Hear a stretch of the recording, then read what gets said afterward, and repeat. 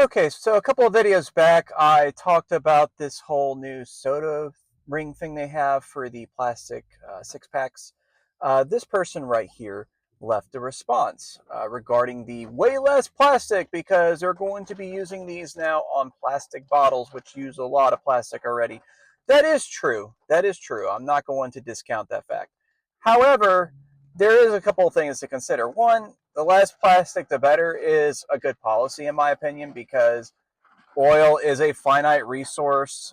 Plastic is considered toxic and all that good stuff, right?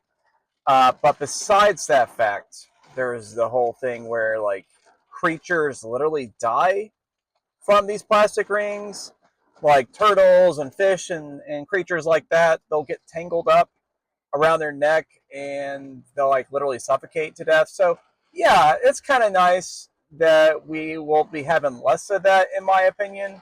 Well, I'd say my opinion because I can't really adjudicate it because I'm not like a scientist. I don't like personally like research these things or whatever, but I do read stories, you know, where they talk about that kind of stuff and they actually research that stuff, and because they know what they're talking about, I kind of tend to go with what they're saying as opposed to some random person on the internet. So forgive me for that if that offends you or whatever. Actually, I don't really give a shit if it does. I kind of hope it does, actually. But yeah, it's a good thing. It really is.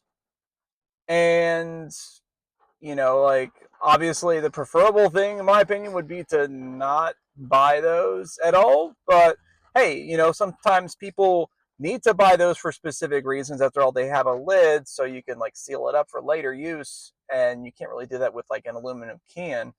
At least traditional soda aluminum cans, and they actually do put a little bit of plastic even in those. They're not completely 100% aluminum. So yeah, there is that too.